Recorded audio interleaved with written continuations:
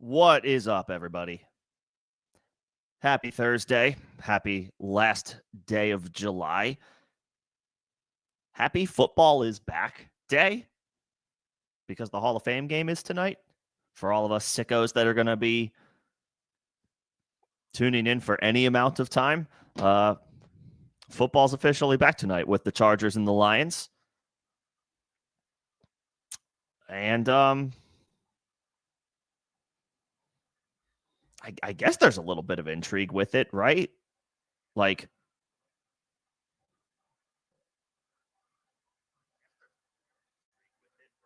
I mean, Amarian Hampton's going to play. He's expected to see snaps. Trey Harris is expected to play. Keandre Lambert-Smith, another rookie wide receiver for LA. So there is a small amount of intrigue for, again, the crazies who are going to tune into this game tonight. But we have football.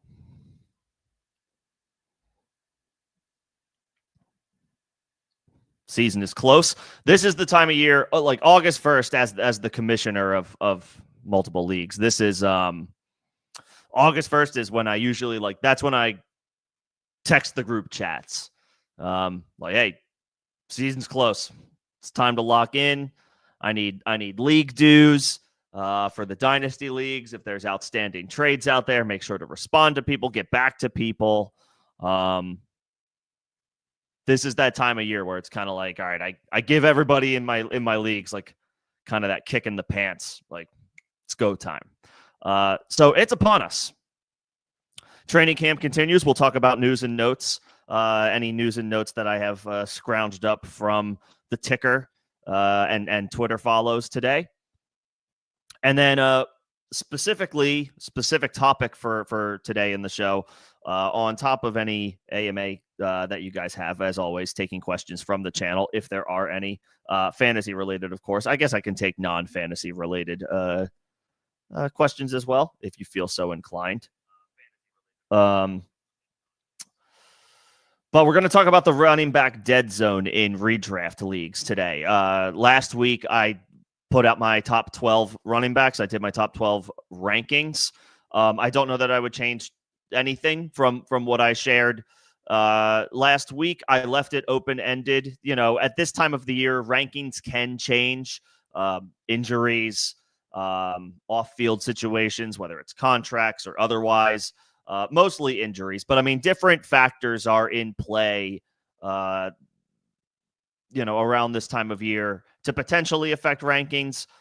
So I leave it open that they could be tinkered with a little bit, but as of right now, I wouldn't make any changes. That live stream was from last week. You can catch the replay of that on the channel if you are interested and did not see my top 12 rankings. Today, I'm going to skip an RB 13 to 24 like traditional conversation, and we're going to just go ahead and dive right into, I think everybody's familiar with the term at this point. If you're not, I'm happy to explain it a little bit later, but the running back dead zone, the dead zone of your redraft draft, where it becomes a little bit more of a minefield trying to identify running backs that are worth targeting for your team.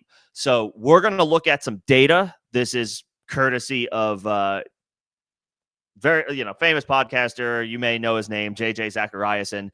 He put his draft plan out, or his guide.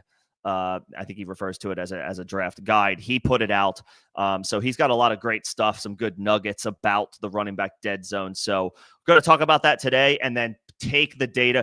Why I like JJ, I like JJ's content because he doesn't necessarily say like in a vacuum, just target this name. He uses data to be like, based on these numbers and the success rate of this, that, and the other stat that I'm looking at, these are the names in the range, of the draft that we're talking about that I'm interested in. So we'll take the data, we'll take a look at the information available to us, courtesy of JJ, and we'll apply that to the running back dead zone, which I do have sharing screen right now, kind of in this range. We'll talk about these names a little bit.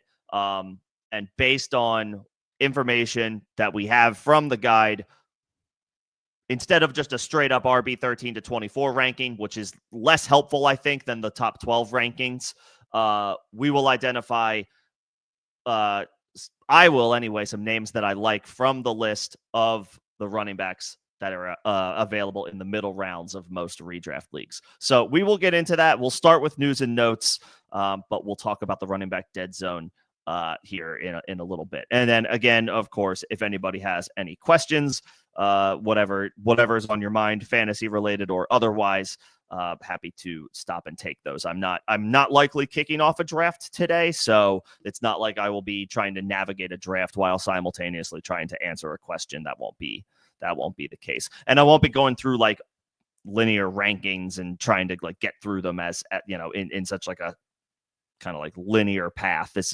We can bounce around a little bit today. That's not a problem. Starting with today's news and notes. I'm just getting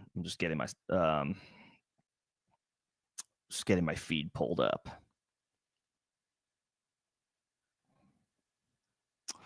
Let's see. Cam Ward has been making headlines from his comments to the media in Titans camp. He has referred to the offense as quote unquote mid right now, but he's taking accountability for that. The Titans seem to have a quarterback, this first overall pick in Cam Ward, who is not talked about as much, I feel like, as number one overall picks traditionally are. Maybe it's because he was, the one option at quarterback at a weak quarterback class. So, maybe expectations are not as high as they typically are. Whatever the case, he seems to have a good head on his shoulders. He seems to have the right mindset, the right attitude, taking ownership, taking responsibility. Being a film nerd, the reports are he's constantly watching film, watching tape. I think he's hungry. I think he wants to learn. I don't necessarily expect to target any Titans this year outside of maybe Tony Pollard. Calvin Ridley. I could target Calvin Ridley just because he should see, speaking of targets, he should see 140 of them.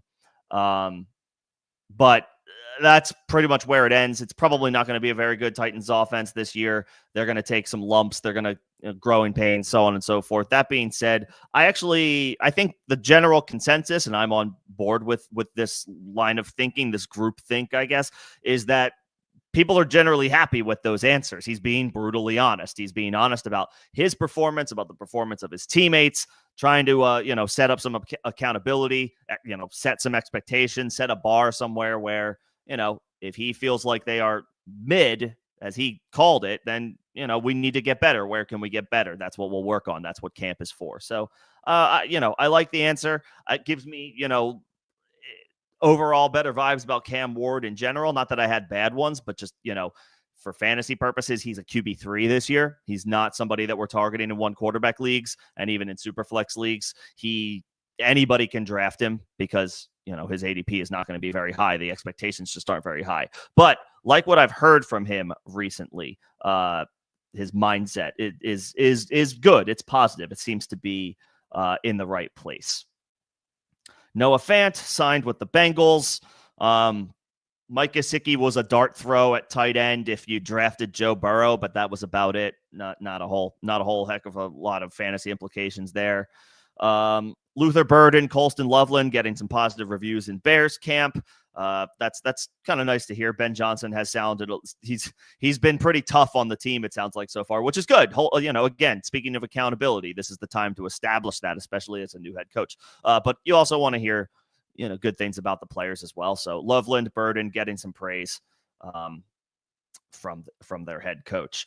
Marshawn Lloyd of the Green Bay Packers avoided long-term injury, but it is a groin injury that will sideline him for the rest of practice this week. Hopefully he can come back next week in some capacity. This dude has had one thing or another in his short time in the NFL as far as injuries go, including I think an appendectomy last year. I think he had is that right? Feel free to fact check me on that, like a appendicitis or something like that, or appendix. I'm not a doctor, but Lloyd has had a bumpy road thus far in his short NFL career, which sucks. He's a third round pick last year. Clearly, there's a vision here that he's talented. He's got talent, but he needs to be able to stay on the field. Malik Neighbors returned to practice. He had I think it was a minor shoulder injury stemming from a couple of days ago. He's already back at practice. So good news there. Something to note with Malik Neighbors, we're not only talking about a shoulder injury. Earlier in the offseason, it was talked about how he has a toe injury that is kind of lingering, something that dates back to his LSU days, so his time in college. And it sounds like that might be something that he could be playing through a little bit of pain this year. That sounds like that could be the case. So something to monitor with Neighbors. The injuries are a yellow flag right now. I wouldn't say a red flag for Neighbors, especially considering what he's, the highlights he's putting on tape in training camp right now. I wouldn't call it tape, just highlights on social media, right? Twitter, Instagram, YouTube, all that stuff. That's what the highlights are for. It's not tape. It's for social media. But nevertheless, he's making plays left and right, catching the ball from Russell Wilson. So hopefully all is good. Hopefully all is good there. A couple running backs announced that they shed some weight this offseason in hopes of upping their quickness and their agility and their elusiveness. Both Ramondre Stevenson and Rachaad White. Ironically enough, these are two running backs that are staring down lost jobs. Rachaad White already because Bucky Irving took his job, and Ramondre Stevenson, potentially losing opportunities and more than a few opportunities to second-round pick Travion Henderson this year. So Stevenson, Rachaad White, I guess both they're in prove-it situations right now, no longer leading their team's respective backfields outright. So a little motivation, maybe a little fire under the hood, or light a fire under them. I think I'm combining sayings there. So Stevenson says he's down 10 pounds. I think Rachaad White said he's the same, about 10 pounds shed, just looking to add some shiftiness to their game. So, positive developments. We like when a running back sheds weight. That in theory makes them a little bit faster. Get away from those arm tackles a little bit quicker. Just like a fraction of a second in the NFL makes all the difference. So, if you can play at a reduced weight and pick up that little extra burst of speed that you need, we'll see if it plays out for those guys. They are still, this doesn't change anything for their projections or their outlook or anything like that, but something to note. Jaden Blue, ever since, someone erroneously, I don't remember who it was. It was some pundit or some fake headline earlier in the offseason called Jaden Blue lazy. That, I think, sounds like it's the farthest thing from the truth. He seems to be attacking training camp with a lot of intensity, with a lot of passion. He's drawing rave reviews from Cowboys camp. Head coach Brian Schottenheimer, quote, "The quickness and ability to accelerate into the hole, it's just different." Goes on to say incredible lateral agility and quickness. So, I guess if there's anybody, and we'll talk a little bit ambiguous backfields today when we get into the running back dead zone of your redraft league. So Jaden Blue will certainly be a part of that conversation. But in ambiguous backfields, the data always says it's a good idea to target those. Don't shy away from them. Try to take something, get a piece of that pie. And oftentimes they are actually more likely to outproduce expectations because they're the type of guys where you definitively know the weeks that you're starting them because it's when they're up, it's after an opportunity has clearly emerged. You're not starting them on a whim while the backfield is ambiguous and the situation is unknown. You're starting them when the other guy in the backfield who has a role isn't available that particular week, and you expect the guy that you pick to get all the work. And then, you may use that player 4 or 5 times over the course of the season. He's not a regular starter for you, but you have identified a player in a backfield who does, where there isn't a bell cow. And when they do get their opportunities, the several times per year where they get their clear cut bell cow opportunities because the other guy is hurt or unavailable, whatever, they produce, they deliver. So Jaden Blue, probably a decent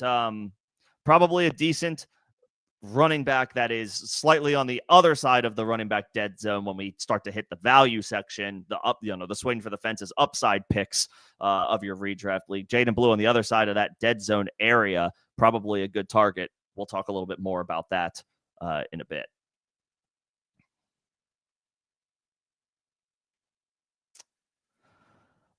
Caleb Johnson reportedly struggling with pass protection, so there's not a whole heck of a lot to say there. If he struggles in pass protection, he's going to have a harder time to stay on the field. Jaylen Warren, his teammate, is an elite blocker at the running back position in pass protection. He's going to be out there if Mike Tomlin and Aaron Rodgers feel like he's the better bet, Warren, to hold up in pass protection when it's time to throw the ball, which in this day and age is often. So, Caleb's got some stuff to work on. He's a third-round rookie. This is to be expected. We want patience. We want to exercise patience with him. I like Caleb Johnson quite a bit. He will also come up a little bit later talking about the running back dead zone. So, does he have things to work on? Of course he does. He wasn't a first-round pick. He was a third-round pick, a third-round running back. Of course he's got some holes in his game. That's to be expected. So, he'll work on it. Ideally, he improves over a shorter course of time than a longer one, and then it translates into him getting opportunities in the form of touches, carries, targets, whatever have you. Braylon Allen has been looking very good in Jets camp. The concern for me about Braylon Allen as it pertains to Breece Hall, I still think Breece Hall is this team's most talented running back, and I'm not about to declare, Braylon Allen RB1 season. I don't think that's the case. I will say, though, the Jets coaches have talked up all of their running backs pretty glowingly this offseason. So all we can do is assume that Braylon Allen, maybe not Isaiah Davis, but certainly Braylon Allen is going to have some type of role here. That's to say, I still expect Breece Hall to be the 1A. Even if it's a committee, I would expect him to still be the guy that's out there 65% of the time, 70% of the time, handling 1A duties and continuing to operate as the Jets' top back. This is enough for me to rank him outside the top 12. I did not include Breece Hall. Little, spoiler alert. I did not include Breece Hall in my top 12 rankings, and that is because the emergence of another player over the course of the past couple of weeks, Amari Hampton. So Breece just misses that cut. He's still very much a guy that is worth targeting, I think, because I think his price is going to eventually, it's not going to go up. I do not think Breece Hall's value is going to go up in drafts. I think if anything, it might slide a little bit, and I actually am perfectly fine taking him. I think he's a great value. But it is noteworthy that Braylon Allen has been, looking good and one of the quote-unquote stars of camp. He will be involved. That being said, he's not replacing Breece Hall. Sticking with the Jets, Mason Taylor's going to start right away. He's their second-round pick. They didn't really have much else at tight end, so no surprise there. Josh Reynolds might be their wide receiver 2 behind Garrett Wilson. We'll see. I put a video out about this guy yesterday. Deep sleeper, but worth putting a little star next to his name, I think, at this point. Ja'Cory Croskey-Merritt of the Washington Commanders is continuing to get first-team reps in practice, working with Jaden Daniels. The hype seems to be real on this guy. His story dating back to college is a unique one, an unfortunate one. It had to do with ineligibility rules that turned out to be the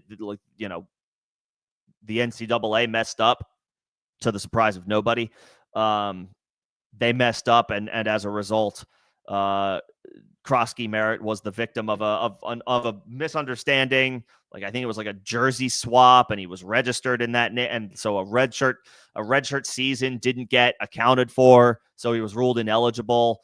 But all that to say, the Commanders. So I got more detail into this in the video itself if you want to take a look if you haven't already. But Washington thought enough, made him a 7th-round pick. He was the MVP of the Shrine Bowl, the East-West Shrine Bowl. So he got another opportunity before the draft to put the pads on. And this dude is making some waves. Again, talking about ambiguous backfields today, Washington is another one. We'll get into all of that. Washington is another ambiguous backfield. You might think, like, well, wait, Brian Robinson, they have Austin Eckler. Yeah, okay, but I have some thoughts on that. So Ja'Cory Croskey-Merritt. Put a little, write that guy's name down, put a little star next to it. I'm not saying, draft him in the 12th round of your redraft league just yet, but let's keep an eye on him. Jordan Mason looking good. Another guy that we're going to talk about, the ambiguous backfields in the running back dead zone. I'm going to cover that a little bit today. Aaron Jones and Jordan Mason involved in that conversation.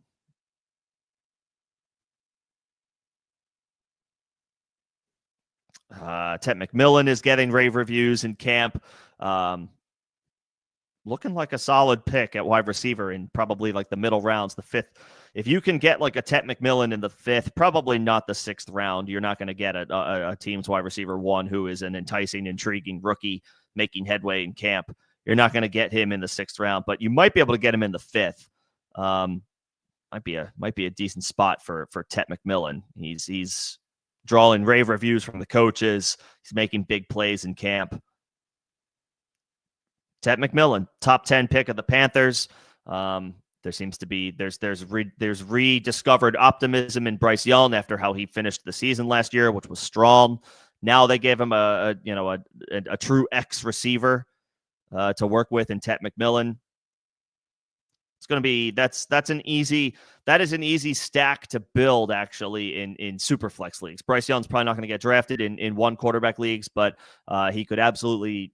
I would imagine even in one quarterback leagues, Bryce Young is going to be on rosters throughout the season. At worst, as a bye week or injury fill-in replacement. I think that's certainly possible. Jawan Johnson avoids serious injury. Tank Bigsby, my guy, the guy that I've been that I put a video out much earlier in the offseason, and it seems to have been an accurate prediction on my part. Bigsby, the cheapest of the Jaguars running backs in drafts. Travis Etienne has become the most expensive. I think you could get him in the 8th or 9th round. And then it's the rookie Bishal Tootin. And then it's Bigsby getting drafted outside the top 150. He's getting the first team reps, the carries. He's getting the handoffs. The first carries of the day. He's handling all of the running back work in this backfield. Yet another ambiguous backfield. A guy that I quite like a lot. Tank Bigsby, the cheapest Jaguars running back, probably because he doesn't catch the ball very effectively, and so that makes him less appealing. But when you can get a guy who is like a team's lead runner, 150 picks into a draft, and we expect it to be a decent offense, a solid offense. I don't care at that point. I don't care that he can't catch the ball. I do care that he could potentially be the goal line back and run for 8 touchdowns this year. That's what I care about. That's what I'm interested in. So give me Tank Bigsby. I have a lot of exposure to Bigsby in best ball drafts, and that will continue. I think that covers most of today's news and notes. So let's get into, and I don't see any other questions. What's going on, Scott? Good to see you. Hope everybody's doing well. Thank you. Thanks for popping in. Hopefully, hopefully you guys find this one helpful. Appreciate everybody coming in and hanging out so far.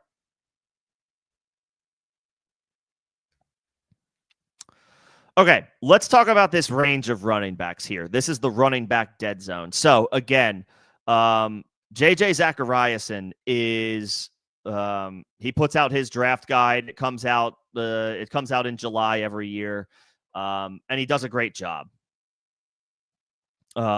He does a great job. LaQuint Allen is the cheapest.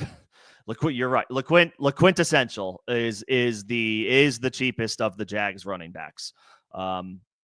Interesting player. I profiled him as well. I did a video on him a couple of months ago. Good pass catcher. Good pass catcher. Is gonna, absolutely could make some noise behind Etienne and Tootin.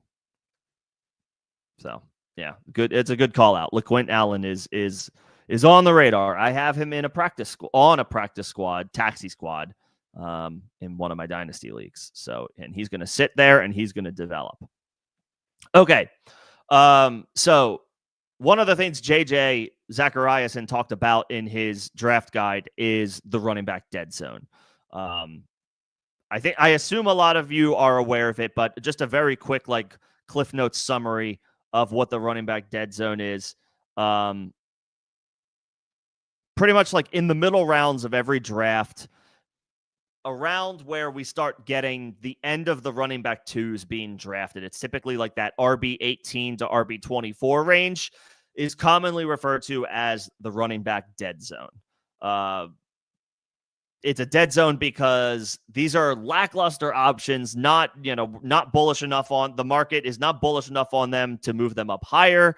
They have generally a solid role expected of them coming into the season. So, they are still taking 60, 70 picks into a draft kind of on a wing and a prayer, but they are not the traditional, we're going to take one of these guys within the first 3 rounds of our draft type of confident. They are generally veteran players who, they may already be on the downturn of their career. Even when they're only 25, 26 years old, they may still have some good seasons in them, but they're not, if they're drafted in this range, they're not generally considered dominant. And therefore the chances that they are replaceable by, or could be replaced by a younger teammate, especially one drafted within the past year or two, is high.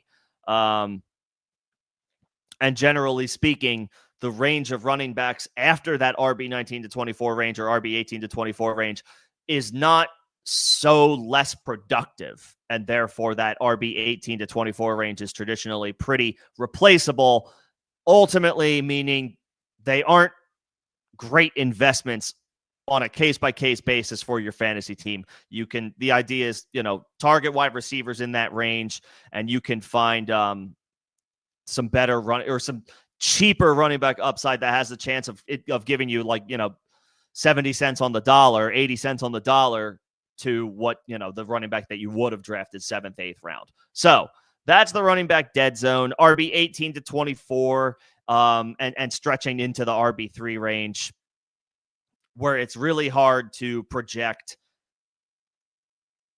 certain guys that go in this range. You want to be targeting younger players and ambiguous backfields. I keep saying ambiguous backfields. That's pretty self-explanatory, right? It's a backfield where there's no bell cow, where we can't sit here and definitively say we know who is going to lead that backfield in carries or touches. We don't know we don't necessarily know who's going to lead the backfield in touches in Dallas or Minnesota or the Giants. Washington is a possibility. Did I say Jacksonville? If I already said Jacksonville, forgive me. I mean, possibly a team like Houston at this point. Joe Mixon. I almost said Nick Chubb. Joe Mixon is, NFI list, dealing with a frustrating ankle injury. Still could be ready week 1, but as of right now, we don't know. There's a lot of backfields where we can't sit here and definitively say we know who the team is or who the player is that's going to lead that team in opportunities. Tennessee, you could argue, is another one of them. Pittsburgh, you could argue Pittsburgh is one of them between Jaylen Warren and Caleb Johnson. We don't know who's going to lead that backfield in opportunities. Even Chicago, DeAndre Swift looks like, on paper, a decent option coming into the season, but we've seen him fall out of favor with this head coach before. Ben Johnson and DeAndre Swift were together in Detroit just a couple of years ago, and Swift was decent, but he didn't beat the odds of his ADP. In fact, back then, I think he was more of like a a 5th-round pick than now, where he's closer to being a 7th-round pick. So he probably fell short of expectations. And he wasn't getting the opportunities that you were hoping that DeAndre Swift would get. So like that, even to me, is an ambiguous backfield, because it's kind of like, here we go again. Ben Johnson's the head coach overseeing the offense. DeAndre Swift is his running back. We've already seen him kick DeAndre Swift to the curb once before. So who's to say he won't do it again?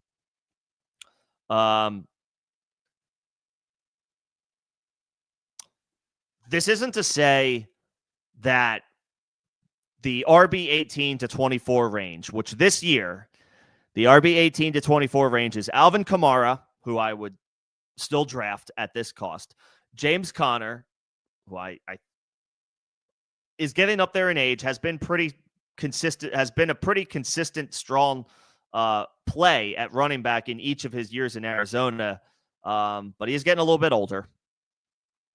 I tentatively think I would draft him. Travion Henderson, I would absolutely draft. RJ Harvey, the model, even though J.K. Dobbins is lurking as a veteran free agent signing who theoretically could get the most opportunities, the data suggests in this range, you are much safer drafting younger players, 1st and 2nd-year players, than you are the older veterans like Kamara and Connor. I know that sounds crazy, but JJ, I'm just looking at JJ's work, his research, and generally speaking, he's not saying draft RJ Harvey over Alvin Kamara. He's not saying that. What the data just suggests or indicates is that when you are targeting running backs in this range, you are statistically more likely to find a better hit rate with a younger player than you are an older player. Alvin Kamara kind of bucks that trend because he's been one of the best running backs in the league, at least as far as what he can do skill set wise, for his entire career. So, that's an exception to the rule. But DeAndre Swift, lackluster veteran, has only ever kind of been like an RB2 in the RB2 range for fantasy, despite his tantalizing skill set. I would rather have RJ Harvey than DeAndre Swift. David Montgomery, rock solid, damn good football player. It sounds like things, though, are kind of shifting in Detroit. It sounds like Jahmyr Gibbs is kind of getting the keys to the castle this offseason. Montgomery is not going anywhere. He's still going to be heavily involved. He's a good player, but Gibbs is the more explosive player at this point. He gives them the big play opportunities that they need. And he's just on another talent level. He's on another tier than most running backs in the NFL, even, rock solid veterans like a David Montgomery. I would rather have an RJ Harvey over a proven David Montgomery.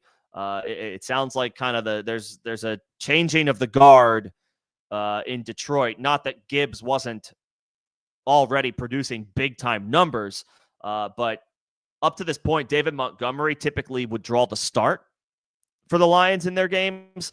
If practice isn't any indication, and maybe it's not, but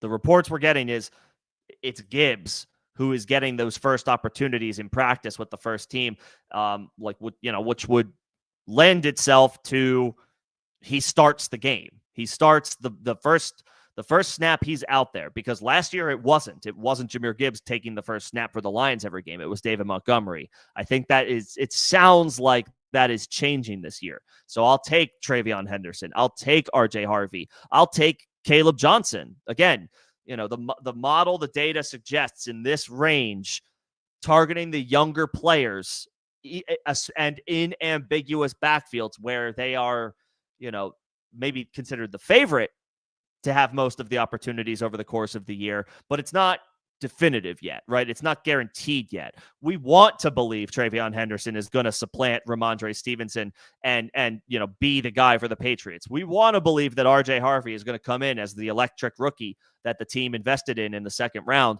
and take over this backfield. We want to see Caleb Johnson be good in the Najee role for Pittsburgh, a historically good running football team, hard-nosed style of running. Caleb Johnson brings that and some explosiveness. We want these guys to rise to the top and take hold of this backfield. But we can't sit here and definitively say we know it's going to happen, at least not for all three of them.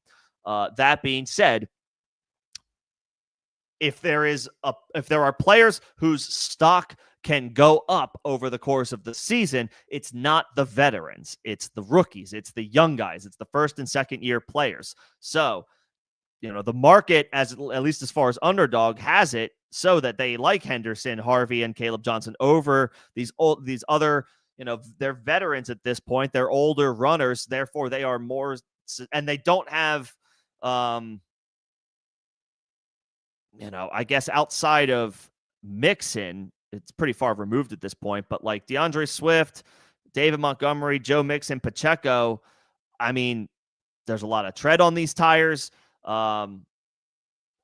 In one way, shape, or form, these teams have an investment in another younger running back who could possibly emerge. In Chicago, it's Roschon Johnson and Kevin Monangai, the rookie that they drafted this year. I hope I said that last name correctly. In Detroit, it's Gibbs, obviously. But in Houston, do they have to turn to Woody Marks? He's a 6th round rookie, or was he 4th round? 4th round rookie, I think Woody Marks was. Older prospect. I think he's already 24 years old, so he's older for a rookie, but he's got the flip side to that is he's got a lot of experience against top competition in college. And then in Kansas City, they have Brashard Smith. Pacheco, figures to be the lead runner, but he's suffered some injuries over the past couple of years. He was just a 7th round pick a few years ago. So not heavy draft capital invested in Pacheco.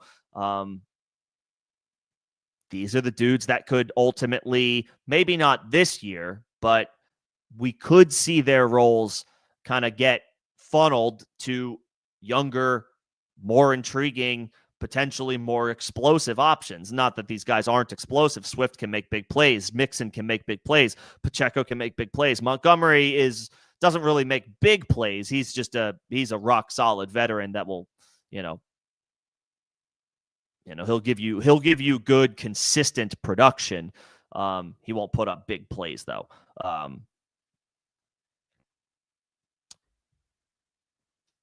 And the point is, these guys have probably already plateaued.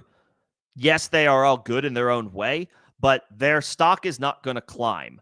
The rookies are going to see their stock climb, potentially into the workhorse role that some of these older vets have enjoyed at one point or other in their careers. The difference is these guys have the fresh legs to, put up RB2, RB2, hopefully, cracking into that low end RB1 range as the season progresses.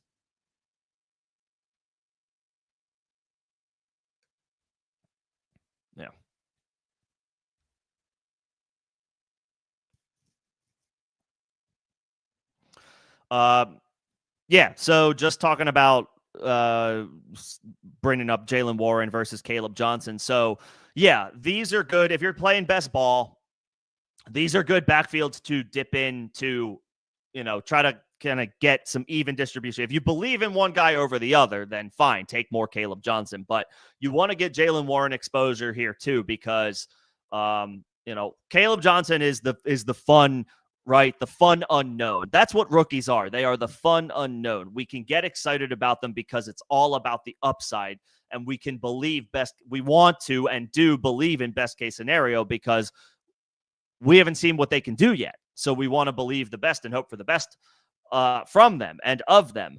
But it's often like the boring, quote unquote, boring vet that you get some value with those guys as well. Jaylen Warren, just got done talking about a little earlier, is a much better at this stage of their careers. He's much better in pass protection than a guy like Caleb Johnson is, a third round rookie who is still learning and finding his way. Obviously, that's not a sexy thing to be good at, but it is a thing that will get you on the field. It is an ability that will get you playing time at the running back position. So if Jaylen Warren is in there and he's able to lower that shoulder and throw it into a blitzing, whether it's a guy on the edge or a blitzing linebacker, and he can stand in there and give Rodgers that extra second and a half that he needs to complete the throw, then Jaylen Warren is going to be in there to receive opportunities too when it is time to give the ball to the running back.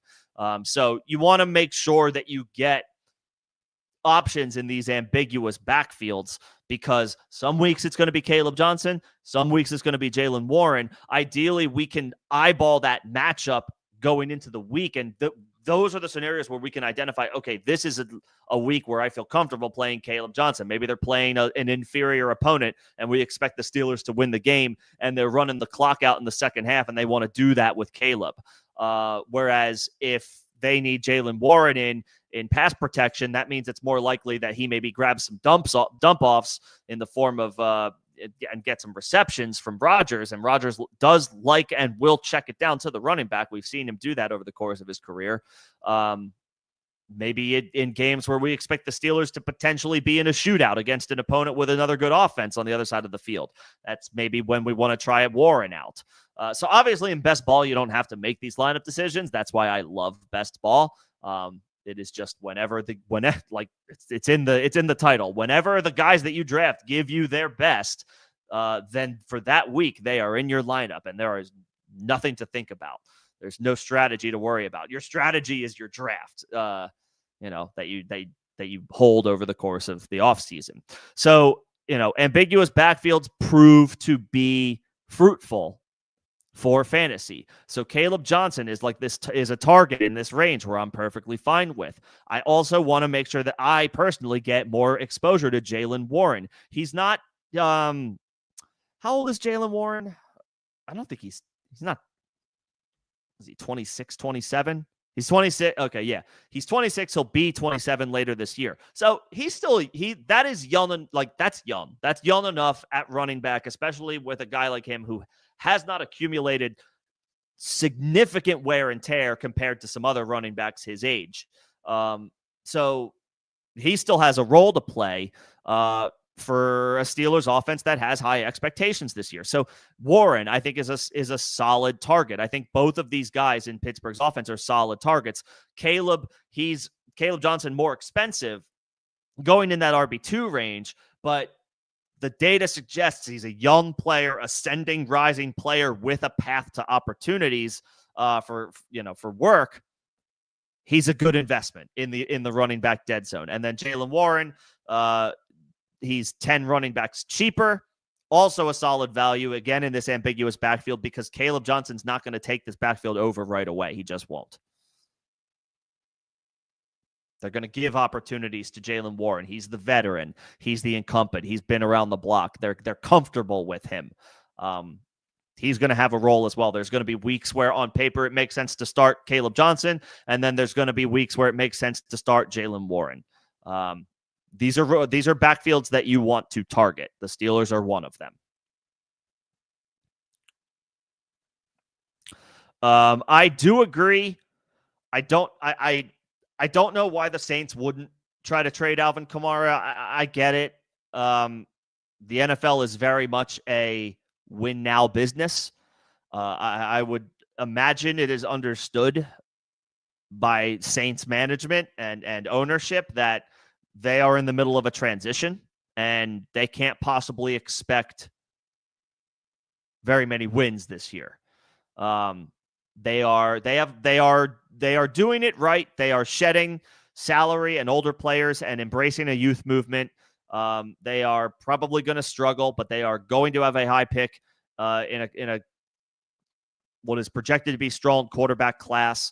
It makes sense when you're a team in that position to trade what is a luxury at this point in Alvin Kamara. I do think Alvin Kamara he's a luxury that the Saints don't need. He's a 29-year-old running back who is still effective, can still contribute, can still be good on a good team. The problem is the Saints are not a good team, and they're not going to be a good team for probably at least a couple of years. I agree. I would be if I'm the Saints, and I get it. I'm sure Alvin Kamara means the world to that franchise, to that team, to that organization. He's been incredible for them. I think he's a big part of the New Orleans community. So there's a sentimental factor there. And you want, when you're from the football perspective, when you're the team, when you're the coach, you need those veterans around to help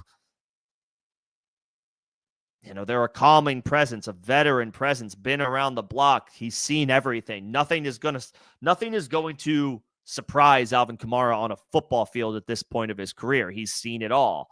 That valuable veteran leadership can't be discounted, even on teams that they're not going to tell you that they're tanking, but the Saints are not going to be good this year in all likelihood. The business aspect of it, to me, makes sense. Like, can you get a 4th or 5th round pick from a team for Alvin Kamara? You're not going to get a 3rd or better.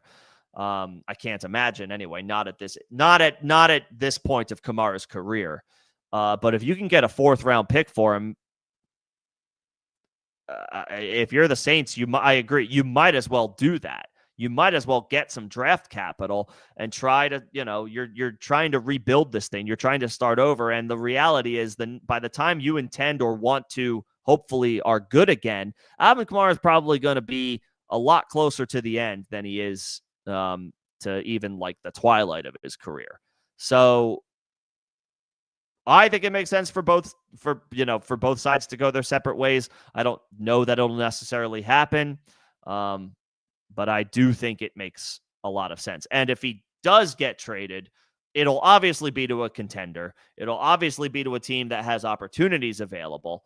That would make him incredibly appealing, incredibly tantalizing in fantasy land. I still think he is draftable.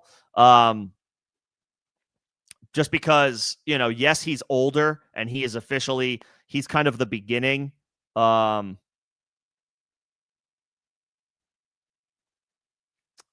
We have breaking news.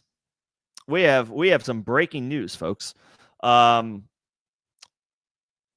just finish my thought really quick. Alvin Kamara is still worth drafting, even though he's older, because we've seen him do it. We have breaking news, though. So let's talk about it a little bit, and I'll put a banner up for it really quickly, just to, so that everybody can see.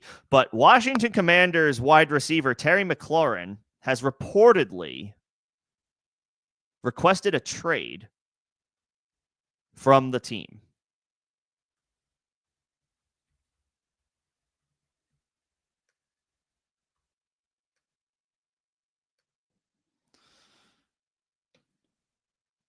I'm checking out Twitter right now.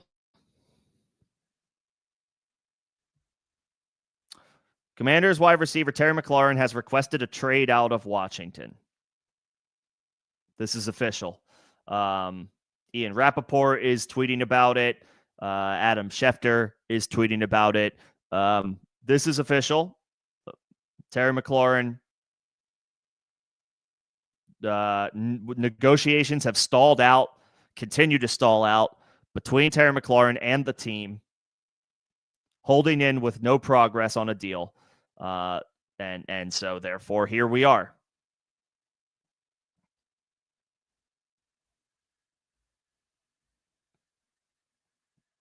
Here we are.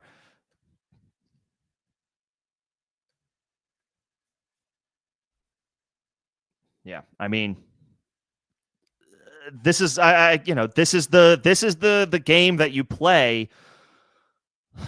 The player wants to get paid. The team wants him, but at their cost, not the player's cost. And then, talks stall out. Things don't go anywhere. Player gets unhappy. Player suddenly doesn't want to be there anymore.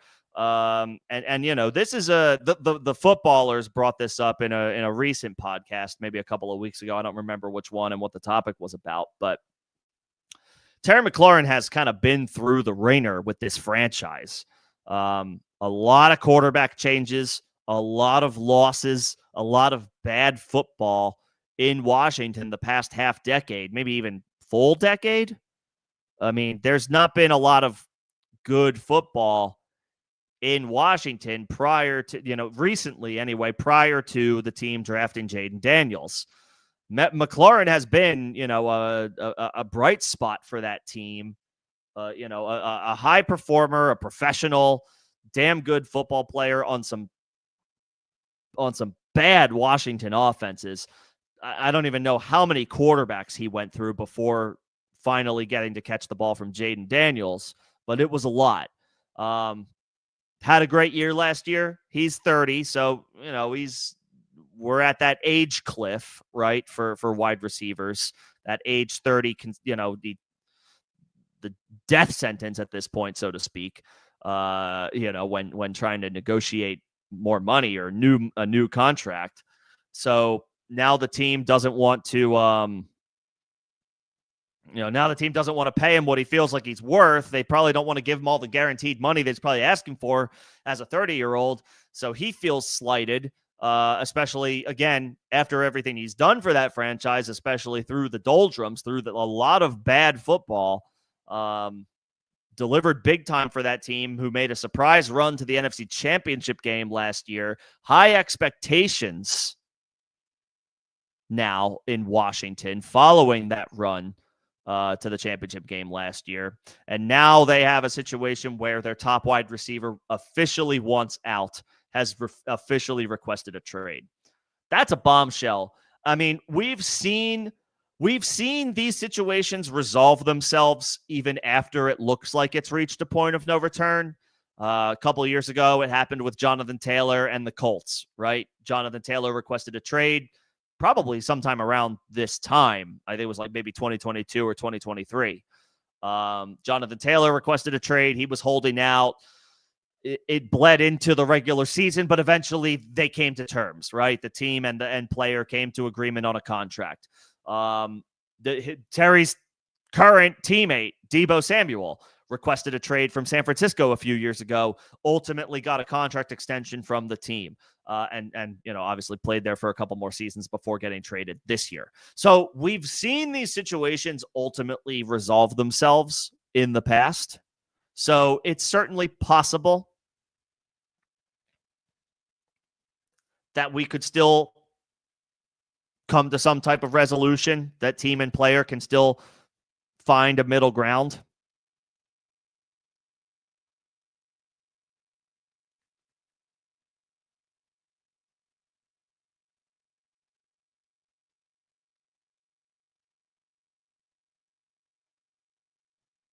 So we'll see if that happens, or if they ultimately feel like they have to move on. If they do, in fact, decide that they have to trade Terry, and according to Adam Schefter, Washington has no interest in moving on from him. So I think we're digging in here. I don't imagine, at this point, it would be an upset if he got traded. It's possible Washington would have to accept a pennies on the dollar offer, just because they know that the other teams know he's disgruntled, know he wants out.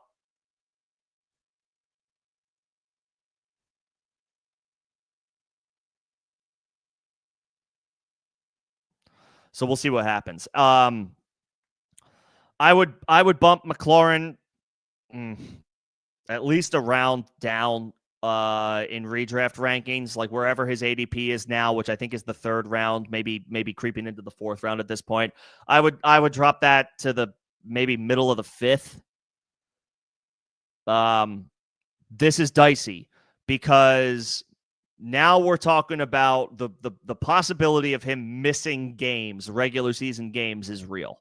It happened with Jonathan Taylor. It didn't happen with Deebo Samuel. They got a contract done a couple of years ago before the start of the season, so Deebo didn't miss any games.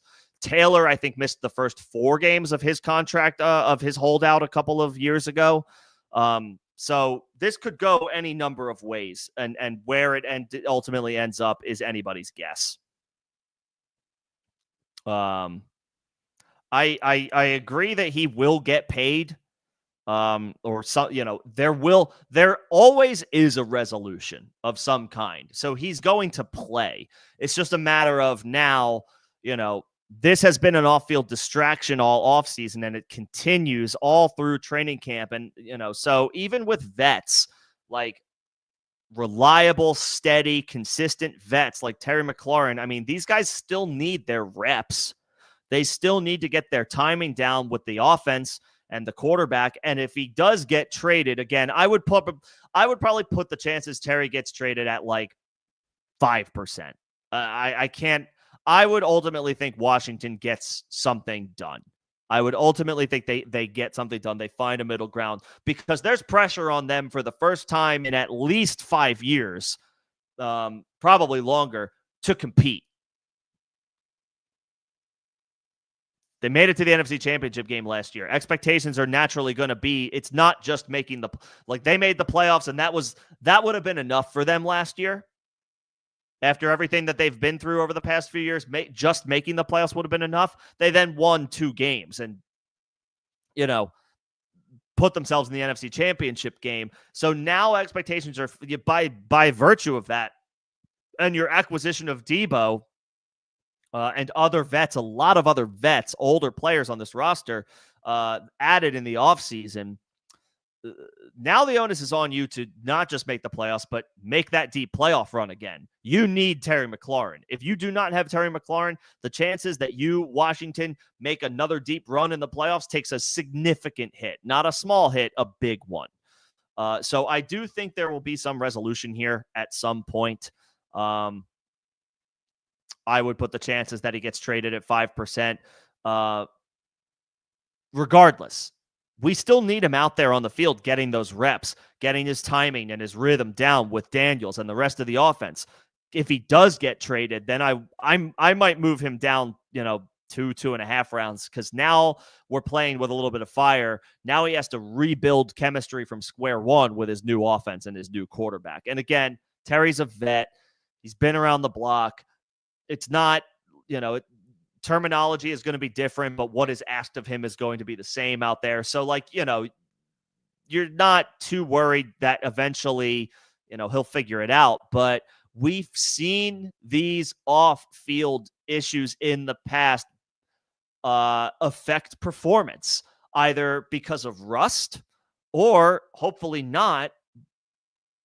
But this missed time can increase the chances of injury. It can. I keep going back to the Jonathan Taylor situation a couple of years ago. He held out. I think he was out for the first 4 games. Player and team came to an agreement, found a middle ground, and he was solid when he played, but he missed games that year. He picked up he picked up injuries that year, and I don't think he was available in the fantasy playoffs. So he ultimately, he won a couple weeks for you after everything was behind you. But, if you drafted Taylor, you lost 4 games of him. And then you had probably 4 or 5 solid games from him. And then he missed time here and there, including in the fantasy playoffs. It ultimately did not pay off for you. It wasn't a good investment. So you got to be careful with these players who have off-field distractions going on in this, over the course of their offseason, and we've seen it impact their on-field performance.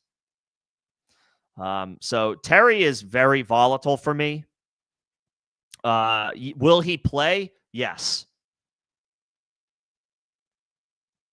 But also, even if he does, assuming he plays, is it highly likely that regression is coming? Just, when looking at the touchdowns that he scored last year compared to previous seasons? Yes. I know he's got Jaden Daniels now compared to Case Keenum and Alex Smith and Taylor Heineke and whoever else he caught the ball from over the past few years.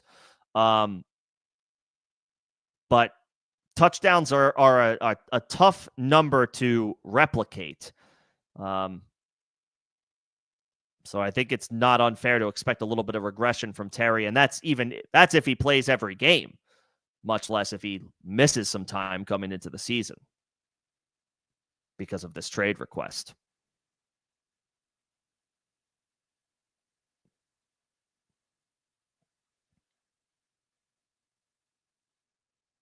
So it should resolve itself eventually. It should.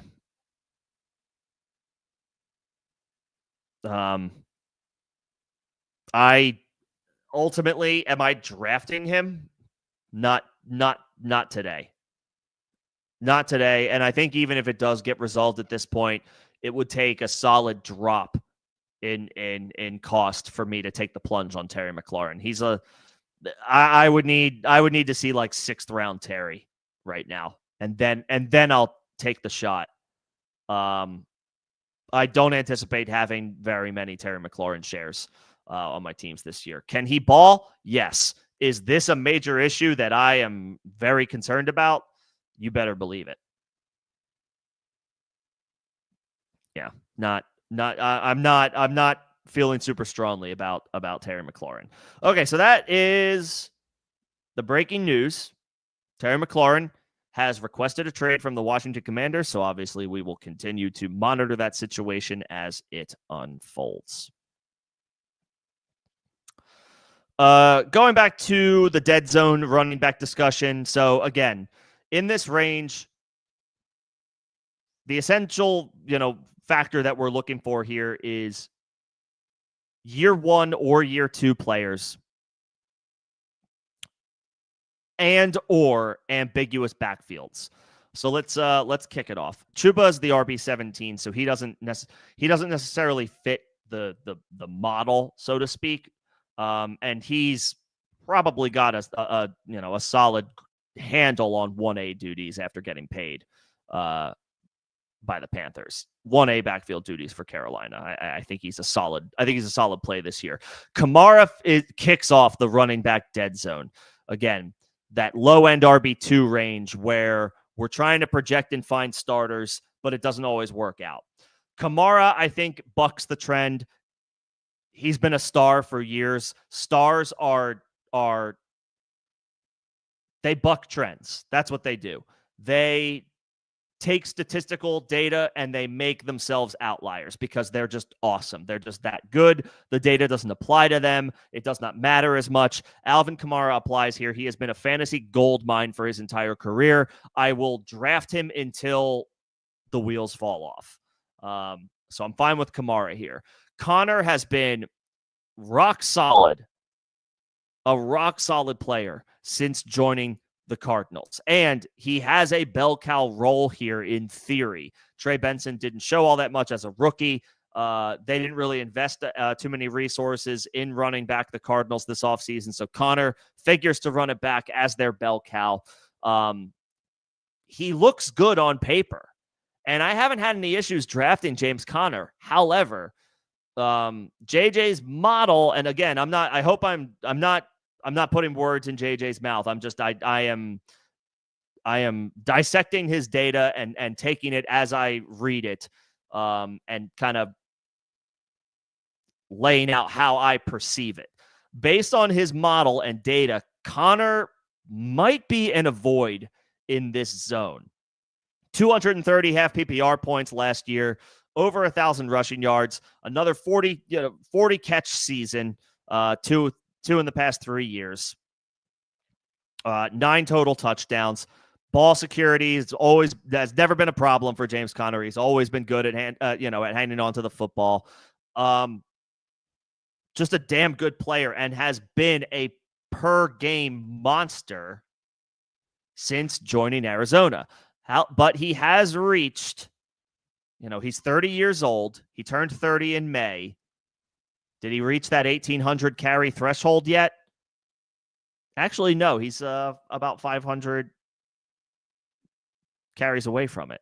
He has 1,360 career carries, 281 catches. So he's got over 1,600 career touches, but only 1,300.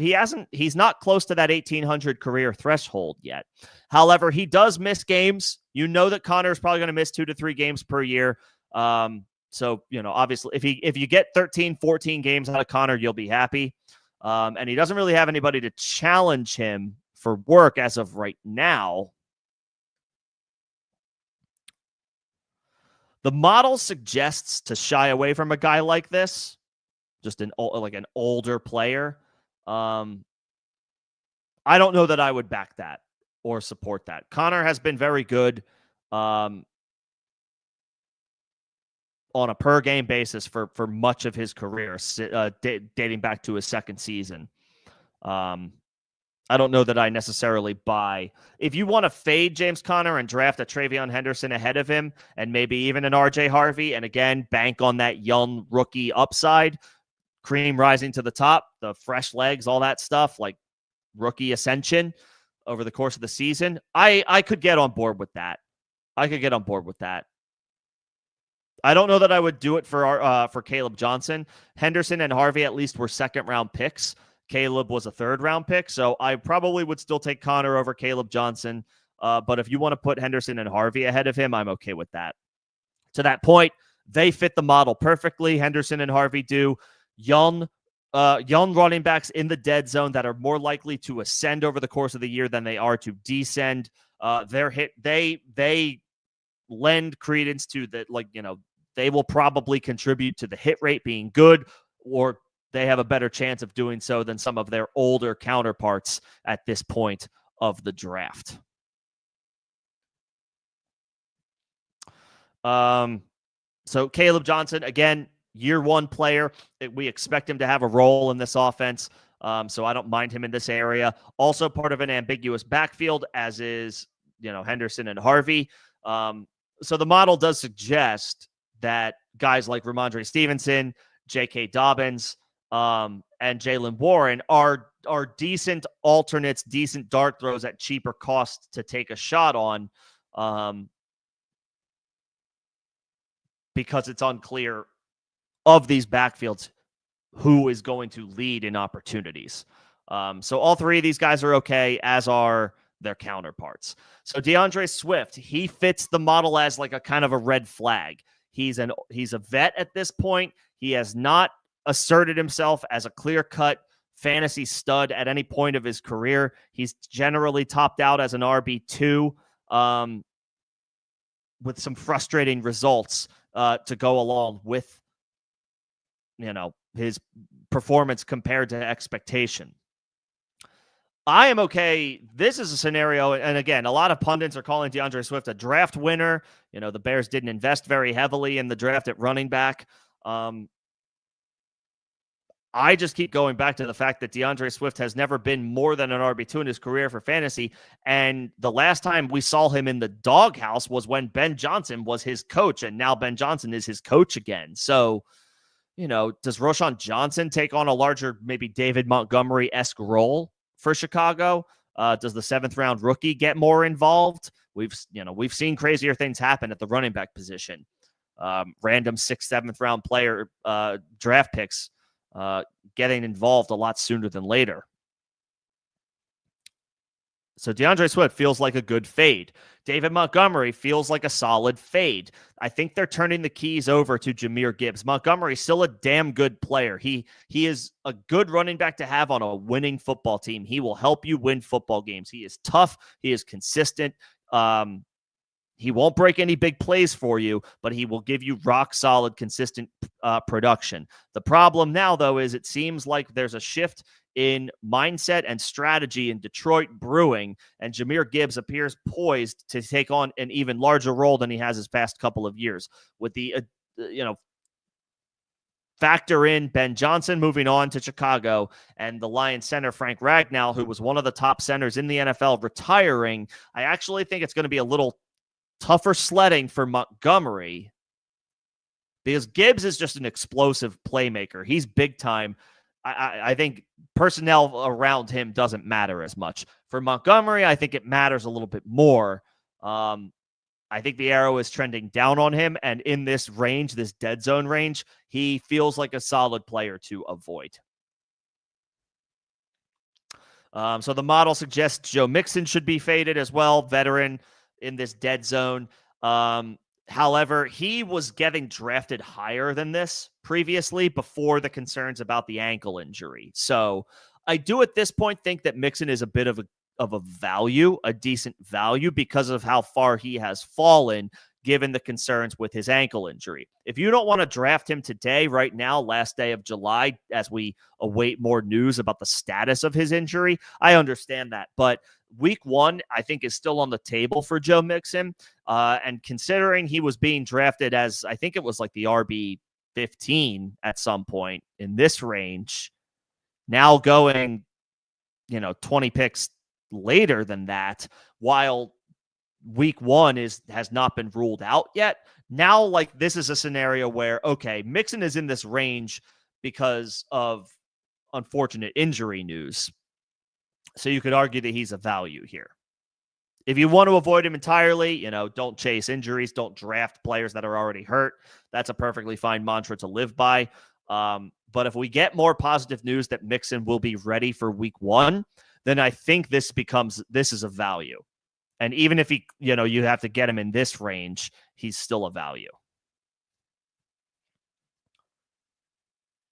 If he's going to play week 1.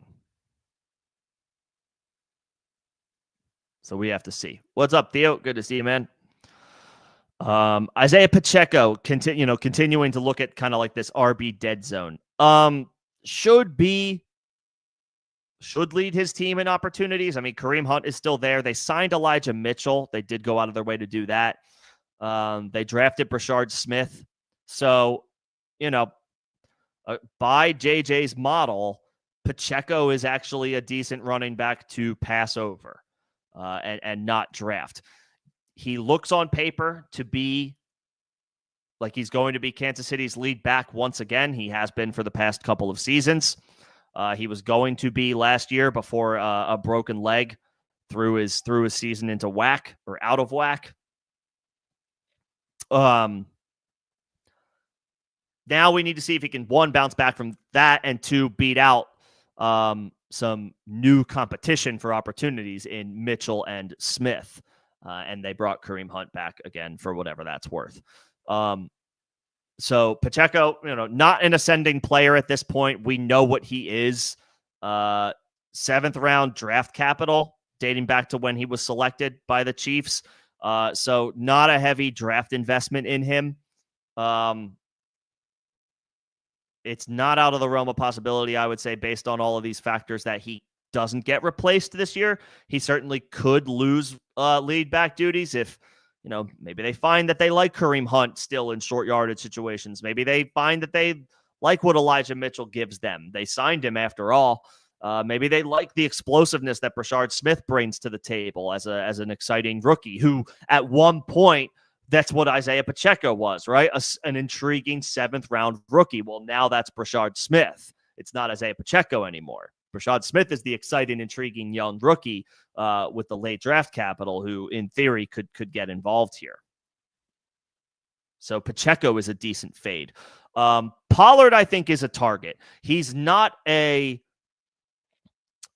young guy anymore. He's not a first or a second-year player, but he is far enough removed from this dead zone, so to speak, while still being the 1A. It's not an ambiguous backfield because he is the 1A.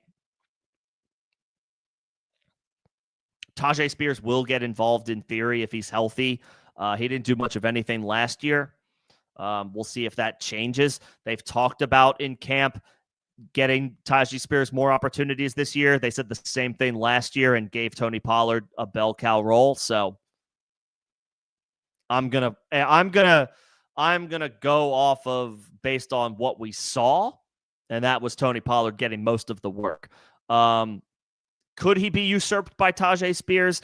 Again, the data indicates that he could. I think we need to look beyond the data, though, in this situation. Tajay Spears is an intriguing, exciting young player who has dealt with injury issues, and I don't know if is a lock to be a guy that could. I don't know that he has the upside to usurp a guy like Tony Pollard and take over the backfield. So Pollard is a perfectly fine target for me. You could opt to avoid him simply because the Titans probably aren't going to be very good and scoring opportunities are going to be difficult to come by for them. Pollard had a good year last year but he only had 5 touchdowns. That offense might struggle to score. So there's other factors at play here why you may want to consider moving away from Tony Pollard. Now, Aaron Jones, Jordan Mason, here's a perfect example of teammates. The market clearly feels like this is an ambiguous backfield. Aaron Jones has an ADP of 84. Jordan Mason has an ADP of just about 90. They're getting taken 5-6 picks apart. Some people think that Aaron Jones might still lead the backfield. There are others who think Mason is gaining steam to lead the backfield here. The Vikings have been very vocal about praising Jordan Mason. I think they're very happy with Aaron Jones as well. Otherwise, they wouldn't have re-signed him. A lot of the camp noise seems to be in Mason's favor. There's indications that there will be a 50-50 split. I think this is an example where Mason fits the mold closer of the younger ascending player, even though he's not a rookie or a second-year player. He more closely fits the mold of what the data suggests to be looking for from running backs at this stage of the draft. I've always been an Aaron Jones guy and always will be, but he's older now, and he received his heaviest workload of his career last year as an older running back. It wasn't like a 350 touch season or 350 carry season. I think it wasn't over 300. It was a 300 touch season. Yeah, 255 attempts and 51 catches. Yeah, so he had 306 opportunities last year. That is I think not far and away, but almost far and away, his highest touch total for a single season, and he did that as a 30-year-old. So I like Aaron Jones. We expect this offense to still be good. We expect this offense to still put up points, transitioning from Sam Darnold to J.J. McCarthy. Both running backs should benefit from being on a good offense and a good offensive line, running behind a good offensive line. I am not ruling out Aaron Jones. I would be perfectly fine taking Aaron Jones, but according to JJ's data about the running back dead zone, the move might actually be Jordan Mason. He's a little bit cheaper, and it's not clear that Aaron Jones will lead this backfield in opportunities, which means Mason could. I think he's one of the best targets of the running back dead zone this year. And I will, I would even say, like, go ahead and star Jordan Mason, put a pin in him, put a star next to his name. I think he's a very good target in the dead zone. I think Aaron Jones is perfectly fine as well. I will never speak ill of Aaron Jones. He's been my guy for his entire career and will continue to be. This might be the time, though, to take his teammate, to take Aaron Jones' teammate and not Aaron Jones himself. Minnesota went out of their way to acquire Jordan Mason in the form of a trade. He is the younger player and figures to potentially get goal line opportunities if we are to believe the coach speak from this offseason. Now, we can't always expect to believe that, but all we have is their word, and hopefully we can take them at their word. What's up, Crumbly Heads? Good to see you. Thanks for popping in. Thanks, everybody, for coming in for a little bit today as football continues to inch closer. About a month away now. Month and, I don't know, maybe like 35 days, something like that. It's close. So these ambiguous backfields, you want to be targeting New England, Denver, Pittsburgh, where there's a young player who has a clear path to see an ascension in a role and workload over the course of the year. Minnesota, I would lump Jordan Mason into that conversation. I would lump, I have no problem grabbing Jalen Warren, even though Caleb Johnson is the interesting young rookie. Warren is an elite pass protector. He's going to continue to see opportunities on third down with this team, and that retains half and full PPR value for a guy like that. Travis Etienne, I listed as a fade in my last live stream. I did a live stream about players that I am actively avoiding in drafts, and Travis Etienne made that list. So he fits this bill perfectly of a veteran who we've lost a little bit of confidence in. Yes, he was dealing with injuries last year, but overall performance not great. Tank Bigsby looked like the better runner. They drafted Byshal Tootin. They drafted LaQuint Allen. They added pieces to this backfield. And, oh, by the way, Liam Cohen is the new head coach, offensive coordinator from Tampa Bay, comes over as the new head coach, adds pieces through the draft that are his own. He inherits Etienne versus, hand selecting him himself. And Bigsby is reportedly getting a lot of the first team carries in practice right now for Jags training camp. So I don't know where that leaves Travis Etienne. I do think he still has the most raw talent of anybody in this backfield, but did injuries sap that? He's been an inefficient runner for the first couple years of his career. Is his patience wearing thin, giving him the ball, giving him handoffs out of the backfield? Etienne feels like a fade. Tootin is tough to trust, but and it is a crowded backfield, so I guess I would say there's not an exactly a clear path to him seeing relevant opportunities this year. The guy I like from this backfield is Bigsby. I like Tootin long term. I don't know if he will emerge this year. Bigsby is the guy that I like. He is far and away the cheapest of these backs, and I figure he figures to be the one getting the most carries. So when you're 150 picks into a draft, now I'm not worried about, are you going to catch the ball in half PPR scoring? Now I'm thinking, oh, Tank Bigsby, you're going to run for 8 touchdowns this year. And at this point of the draft, that's what I want. Tyrone Tracy, Cam Scatterbo, ambiguous backfield. This one probably, I feel like I have to imagine this feels like one of the ickier backfields that drafters are not going to know what to do with, whether they want either one of these guys or not. I say take one of them. Take one of them and hope that they take the lion's share of work 8 to 10 times this year. You might get it wrong, and even if you get it wrong at this point of the draft, outside the top 100, if you get a running back that gives you 3 or 4 performances over the course of the season, you might take that. You'll take that. It's just like, okay, fine. It wasn't great value, but outside the top 100, I got an RB3 who gave me a flex play 3 or 4 times this year. That's not so bad. And I think you might find that with both Tracy and Scatterbo. I don't think either one of these guys is going to take the job from the other. I think they're both going to be involved all year long. There's going to be weeks where Tracy does well. There's going to be weeks where Scatterbo does well. Ideally, it'll be a little clearer on game day, which if either one of them makes sense to start, but that's just it. At this point in the draft, you're not drafting these guys to rely on them week 1. You're drafting them for running back depth, the ever valuable, always important running back depth. Just having guys available to you in break glass in case of emergency, right? That's this range of the draft for running backs. Break glass in case of emergency. Tracy and Scatterbo, it's the same thing for me, to a lesser degree as it is with Aaron Jones and Jordan Mason. These two are getting drafted like less than 4 picks apart on average. Be one of the guys that ends up with one of these two. I know it feels icky. It doesn't feel great. But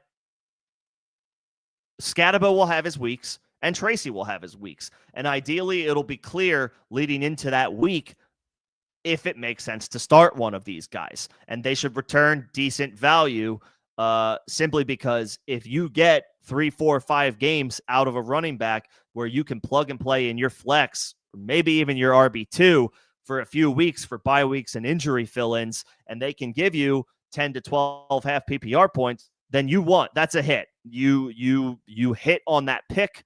You're not going to start these guys every week. You're going to start them here and there. And that's where ambiguous backfields actually help you. They don't shy away from them, embrace them. Because you already know you're not going to start Tyrone Tracy every week. You're not going to start Cam Scatterbo every week, in all likelihood anyway. But what you will do is when there are bye weeks, or if, hopefully not, but it happens, somebody suffers an injury and can't play that week, now you have an interesting option in a backfield where it's like, well, this guy, the guy that I have, he might get 15 touches today. He's not clearly behind another running back who is the clear-cut starter. The guy that I have might be the clear-cut starter. So there is uncertainty there, but there is a reward. It's worth it. It's worth looking into it. So that's a little navigating the running back dead zone. I can take questions about the running back dead zone if anybody has any specific questions. It generally runs from like the RB18 all the way down here to the RB42. This is that RB3 and 4 range where we are scouring for depth. I guess I would quickly say over these names, the names I would draft confidently are Alvin Kamara, Travion Henderson. I don't know if I would confidently draft RJ Harvey, but I would draft RJ Harvey on the back of hope and upside. I would draft James Conner, but I would have some caution just because according to JJ Zachariason's model, again, kudos to JJ Zachariason putting in a ton of work in his draft guide to talk about the dead zone and the data that he crunched to identify and look for players to target in the dead zone. Conner generally fits the fade part of the conversation, but he has been pretty consistent in Arizona. And as of right now, there doesn't feel like clear-cut competition for 1B opportunities behind him. So even though he misses 2, 3, 4 games a year, he still gets bell cow opportunities when healthy. I'm not shying away from Conner, even though the model, his data, JJ's data suggests he might not be the best pick. But I confidently would pick Kamara, Henderson, Jordan Mason,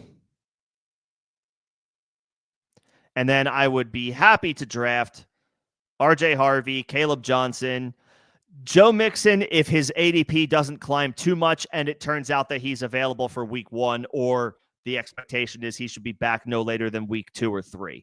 Now, it's like, okay, I will weather that storm because Mixon has been a proven player for a long time, and this ADP is a result of concern of an injury that may not force him to miss any time. Pacheco, I would fade. Pollard, I would draft. Aaron Jones, I would draft, but I think I officially would prefer to have Jordan Mason. Younger player, fresher legs. Did very well filling in for Christian McCaffrey last year. Joins another good offense with a great offensive line. I like both Vikings backs. I think I slightly prefer Jordan Mason. Brian Robinson is fine, but keep an eye out on this Ja'Cory Croskey-Merritt. I put a video out about him. Feel free to check it out when you have a second if you haven't already. Brian Robinson is probably a guy that I'm okay drafting in best ball, but I don't know that I want to deal. I don't know that I want to deal with figuring out the weeks where it makes sense to start him, because Robinson is in a good situation in the Commanders' backfield, but he still put up the same numbers that he did the past 2 seasons. Jaden Daniels obviously takes a lot of work. Now Deebo Samuel is there to probably soak up some rushing volume.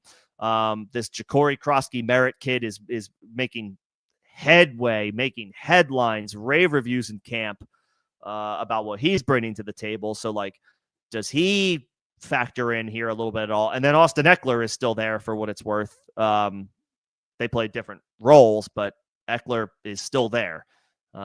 So there could be quite a few mouths to feed in this offense. And so quietly for Brian Robinson, I don't know that 800 rushing yards and 8 touchdowns is great, but it might be the consistency rating or factor might not be very high. And so I think I may actually want to avoid figuring that out. ETN is a fade. I like drafting Warren. I don't have any problem drafting Tracy or Dobbins or Scatterbo. Again, Dobbins is a part of that ambiguous backfield where we think RJ Harvey has a good chance to ascend and eventually take over, but Dobbins is a vet. Fell off with the Chargers last year. Let's see if Sean Payton can revitalize him a little bit. He's always been a bit of a running back whisperer when it comes to fantasy production, so maybe Dobbins does okay there. And at this cost, you're not breaking the bank for him. Judkins is probably full fade at this point, unfortunately. I don't like his situation and still hasn't signed. Charbonnet, I like. Cheap depth. Tajay Spears, I've wanted to believe. This is hardly breaking the bank, so I don't mind drafting him, but I'm not going out of my way. Ramondre, ambiguous backfield. He should have his weeks. Travion Henderson is the young, exciting player with all the hype, and rightfully so, but Ramondre will probably mix in here and there, and with an ADP outside the top 120, if I draft Ramondre as my RB5 and I get 2 or 3 games out of him, it's like, fine. Javonte, I'd rather take the shot on Jaden Blue at this point. Javonte, we've seen Javonte the past couple of years. It hasn't been pretty. Now he's in an even worse situation in Dallas. Their offensive line is not what it used to be. And Javonte himself, I don't know that is what he used to be. So I'd rather take the shot on Jaden Blue. This is an ambiguous backfield where it's like, give me the cheapest guy, give me the young guy who hasn't suffered major injuries and has a chance to give his offense some pop. So I'm avoiding Javonte. I'm passing on Tootin in favor of Bigsby, and Najee Harris is too difficult to trust right now given the eye injury. He's a great value at this point if he plays. I mean, it's just such a murky situation right now that I don't know that I want to touch it. That is the running back dead zone cliff notes. I got one question from Theo. I'm happy to take that. This is Dynasty, I assume. I mean, yeah, Theo, it depends on what you want to do. I would, if you're competing, then I would say you're good. I mean, if you are looking to sell, there might be a window of opportunity here to sell high on Mark Andrews because of Isaiah Likely's injury. He suffered I didn't bring that up in the news and notes. Isaiah Likely suffered, I think, a small fracture in his knee, not a significant, like not a big one, a small one.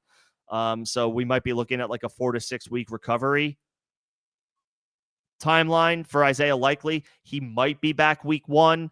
Even if he is, he's probably less than 100%. Or if he might not play. If he plays, he may play only a handful of snaps. It's possible they ramp him up over the early part of the season, Isaiah Likely. So Mark Andrews could be in line to start the season strong. So if you are competing, I would hang my hat on that. If you are looking to sell, then obviously Andrews and Kelsey are both candidates to move on from for capital. It depends on what you're trying to do. It depends on what you're looking.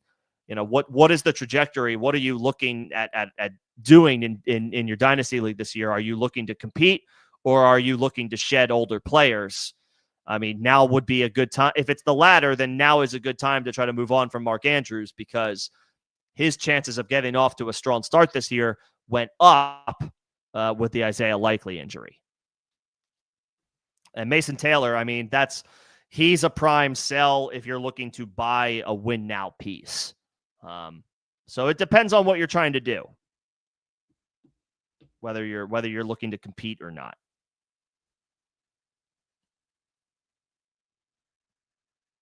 But appreciate the question. Hopefully that helps. Michael Mayer is like he's approaching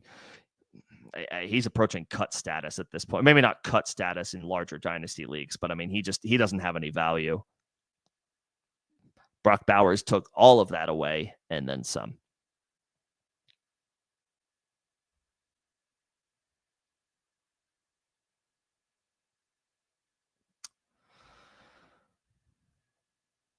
Okay, I think that I don't see any other questions. I think that about does it for today. Appreciate you guys coming in and hanging out. I will be back on Tuesday, thinking about kicking off a mock draft on Sleeper. So I will be, if I do that, I will obviously share the room invite, and anybody with a Sleeper account is free to join that mock draft. I'm thinking that's what we'll do for the show on Tuesday, so it should be fun. So 6 p.m. Eastern on Tuesday. What is that, August 6th? Can I do math? 5th? August 5th. 6 p.m. Eastern. We'll do a little mock draft on Sleeper. So feel free to join. I will post the invite link into the comment section. And we'll kick off a mock draft. We'll do a little temperature check on ADP and how we're feeling about certain guys, and we get an idea to take a look at potential strategy and molding what we want to do in drafts. Thinking that'll be a good time to kick one of those off as we for the first August live stream. Thinking about doing a mock draft. Should be fun. So if you have a Sleeper account and you are one of the first 12 to see it or first 11, I guess I should say, before I kick it off, then you are absolutely free to join me in that mock draft.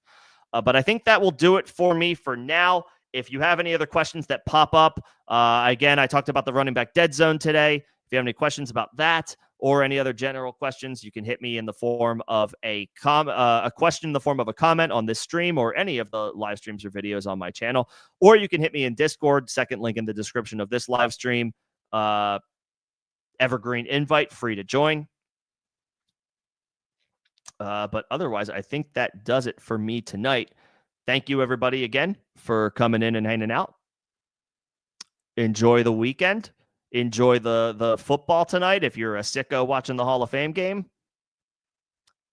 And I will see you guys next week. Thanks, everybody.